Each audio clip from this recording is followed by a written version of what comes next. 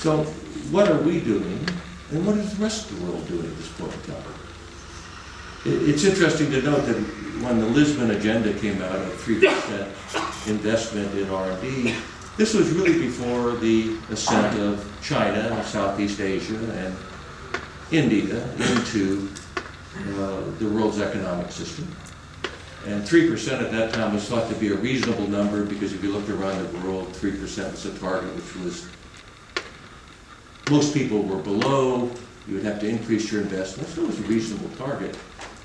I suspect with what's happened in the last 10 years, 3% is probably no longer a reasonable target. I'll say a few things about that in a moment. But at the same time that we have not substantially increased our investments in these areas, the Chinese have, the Indians have. You heard in the introduction that I do a little bit of work for the Russians. The Russians, who were enamored with a $150 barrel of oil in the mid of this last decade, had a rude awakening when oil dropped to $70 a barrel, and all of a sudden they decided that their future was on the commercialization of the Russian academic and research institution as a whole. Their future was not on natural resources, but it was on the resource of their people and the people's ideas. You can go to other oil-rich countries like the United Arab Emirates or Saudi Arabia, where Saudi Arabia recently there was a King made a $10 billion endowment to establish a new University of Science and Technology. The genesis behind that was effectively that the future of Saudi Arabia is not oil. The future of Saudi Arabia is the basic talent of its people and its ability to participate in the world's science and technology institution. And so we see, not only in China and India, but oil-rich countries, everywhere around the world, people are awakening to say, my goodness, smart people, smart ideas, investment in technology, investment in research is key to going forward. But sometimes, as things change, the more they're the same. As I started the comments, Ireland is talking about their budget to be issued on December 7th. Ireland is talking about bailing out its financial institutions. The U.S. is talking about printing $600 billion of new dollars. The U.S. has a new administration or new Congress coming into place, which is vowed to cut the U.S. deficit. Translate that into it's going to be the equivalent of the Irish discussion on your budget coming up. So will the National Science Foundation of the United States, the predecessor of Science Foundation Ireland, will that get any increased funding? Will we in fact see the government research investment increase, or will it decrease?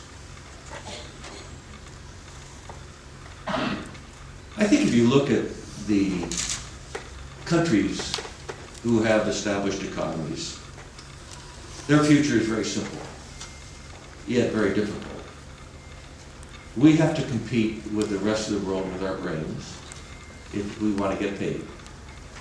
And if you want to get paid more than workers in the rest of the world, then you better add more value to what you do, which means you better have a better education and be able to contribute more to what you do. Ireland has grown dramatically in the last 20 years on the basis of foreign direct investment by international companies coming here like Intel and others, creating jobs, creating a real estate bubble. We apologize for that, but you kind of did it to yourselves. But greatly increasing the standard of living, the per capita income, and the growth of the Irish economy. It's all a good thing. And that jump-started Ireland over the last 20 years. But going forward, Ireland has to compete with the likes of the United States and Japan and the west of Western Europe and other developed economies. And it's not going to be done on foreign direct investment. It's going to be done on the basis of the brains and the ingenuity and the innovation and the capability of the Irish workforce. It's going to be done internally rather than have external help. Just as the United States is not going to have external help in solving its problem, Italy is not going to have external help, Greece, Portugal, etc. So, what happens? I think our challenge is relatively simple and straightforward. It's to recognize that technology and innovation are the key opportunities of the 21st century. The European Union has come out with its list of those key technologies which will drive innovation and drive the economy of the 21st century. The National Academies in the United States has a list of key technologies which are going to drive the industries of the 21st century. The lists are almost identical. There is absolutely no secret, and anyone who has an internet connection from any country in the world can go and say, these are the key technologies for performance. You know, it's new materials, and it's nanotechnology, and it's alternative energy, and it's biotech, and it's a whole series of topics which we all know the words. Every modern university has departments in all of these areas. So everyone knows what to do.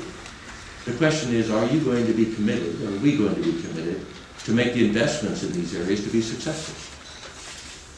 And what are the nature of those investments? And I think they can be described relatively simply.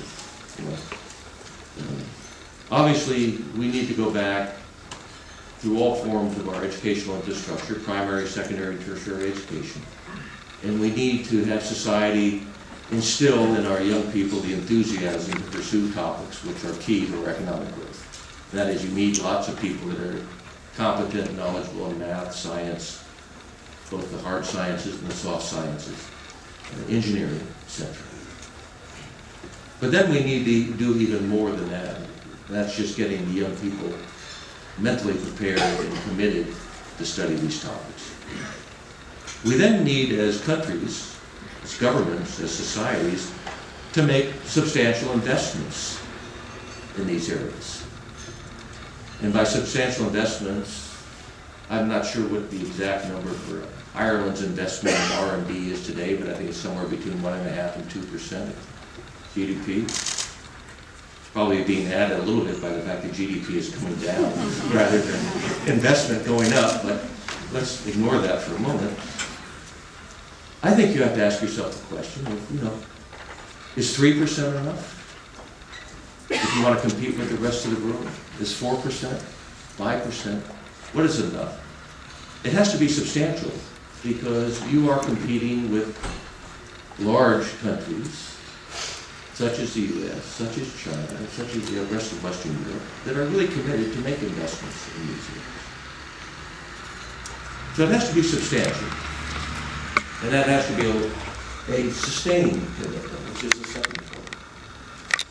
Sustaining that commitment, you know the fact that universities are very good at pre-competitive research, and we're trying to get better universities at bringing industry involved, real-world problems involved. In fact, there's a massive transformation of Western European universities more to the MIT, Stanford model because it's been so successful. But there has to be a sustained investment to achieve this goal because research takes many years. The research projects transcend election cycles. So we have to convince society, who has to convince the politicians, that we have to make these sustained investments. You cannot jerk around the R&D funding in a university or a company and expect to get good results out at the end if you go up and down and up and down. The researchers recognize that, but goes someplace else. We're seeing that in the United States with an increasing departure of our foreign-trained researchers back to their home countries because of the home country's sustained commitment to substantial investment. The third aspect has to be the synergy between the public and private sectors. The synergy here is really some of the work that you're doing here at Galway in Ireland, but probably needs to be expanded, which is to get the private sector intimately involved in the research activities in the public sector of the universities. The private sector has great knowledge of what problems need to be solved, how to apply new technologies, create solutions to create wealth. Getting them involved as mentors, as partners in research activities is incredibly important. The fourth aspect that we have to have is the societal backing to this new endeavor. It's very easy for society to back a lower corporate tax rate which brings foreign direct investment which creates jobs in Ireland. It probably will not be so easy to have society back the entrepreneurial spirit and the startups and the innovation that need to take place to overcome the fear of failure and the negativity associated with failure, and to assume that this is going to be the new normal for society going forward.